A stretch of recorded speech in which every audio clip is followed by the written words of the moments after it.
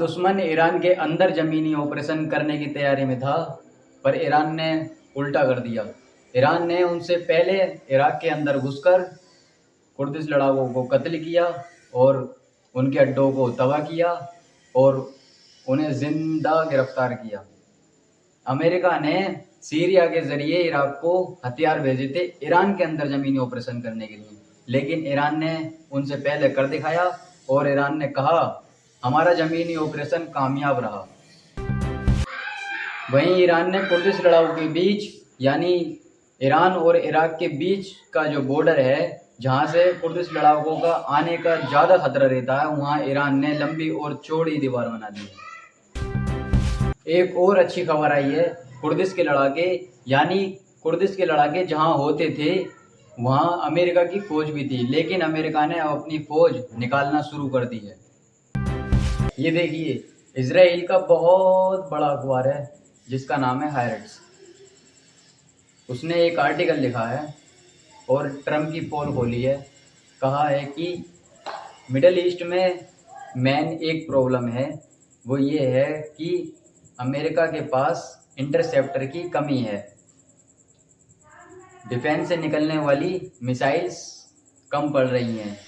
Iran की missiles रोकने के लिए हथियार कम बढ़ रहे हैं और डोनाल्ड ट्रंप को स्टूपिड करार दिया है और कहा है कि डोनाल्ड ट्रंप को ये एहसास ही नहीं था कि हमारे पास इंटरसेप्टर की कमी पड़ सकती है, जो आज पड़ रही है।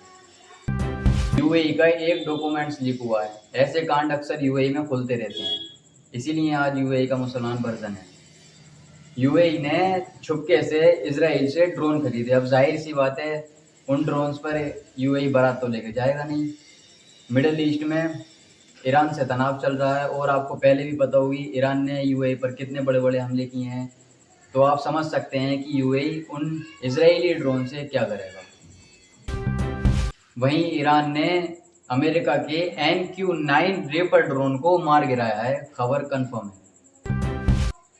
द टेलीग्राफ नाम तो सुना होगा, ये बरतानिया का सबसे बड़ा अखबार है।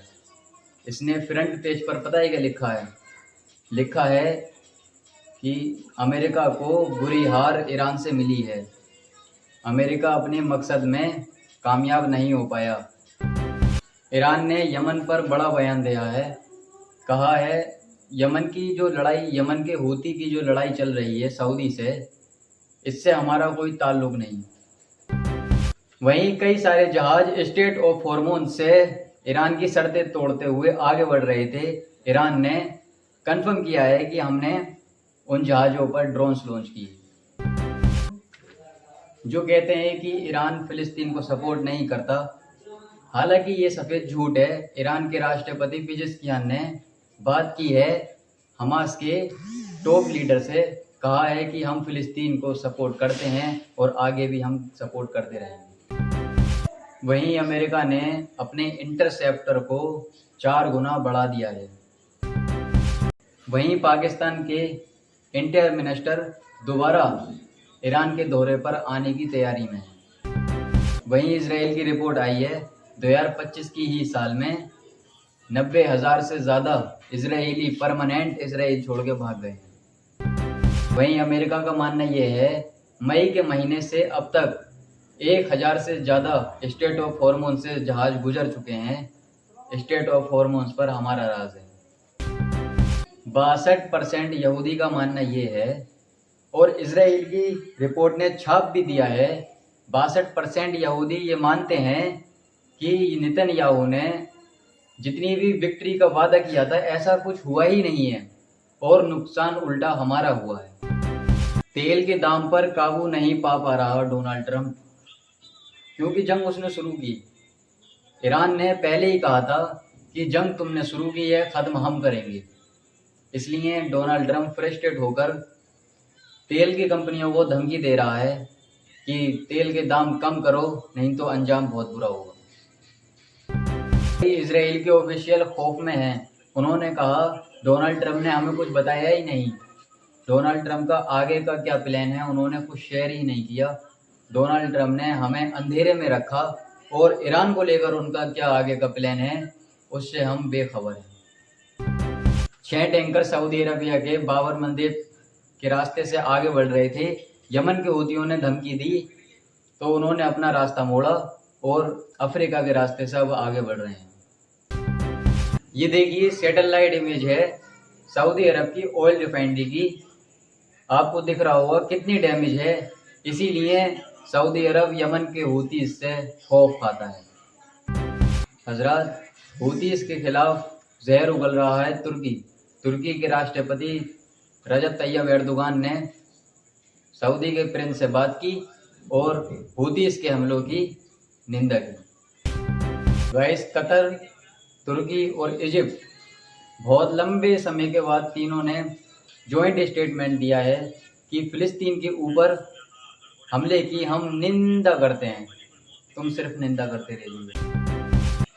वहीं हूतीस को चकमा देकर सऊदी अरब के 2 टैंकर्स ने क्रॉस कर लिया है बाबल मंदेब। डोनाल्ड ट्रंप ने तमाम अरब देशों और यूरोपियन देशों के साथ जो गाज़ा के लिए बोर्ड ऑफ पीस बनाया था, उसका फर्स्ट स्टेटमेंट ये आया है कि गाज़ा से इजराइल अभी नहीं निकलेगा, तब निकलेगा जब तक हमास पूरी तरीके से हथियार नहीं डाल देता। और उधर हमास ने मीडिएटर से शिकायत की है कि हम निकलने को तैयार हैं, हम हथियार छोड़ने को तैयार हैं, लेकिन इसके बावजूद भी इजराइल हम गाज़ा पर हमले कर रहा है। ये ब्रिटिश आम नागरिक जो सिंगर हैं, इन्होंने अपने शो के दौरान सिंगापुर में फिलिस्तीन का झंडा लहरा दिया बस। फिर उसके बाद सिंगापुर ने इन दोनों आर्टिस्ट को बैन कर दिया। गाज़ा की हेल्थ मिनिस्ट्री ने कहा है दवाइयों की कमी की वजह से जो मरीज और घायल हैं वो मारे जा रहे हैं। इजराइल के मिनिस्टर ने कहा है उधर कि हम गाज़ा पर हमले जारी रखेंगे। हजरत मोहतरम, ईरान और इजराइल मिडल ईस्ट रिपोर्ट में फ़िलहाल के लिए इतना ही। इस रिपोर्ट को ज़्यादा से ज़्यादा शेयर कीजिए और अपनी राय कमेंट में लिखिए और सब्सक्राइब करना ना भूलिए।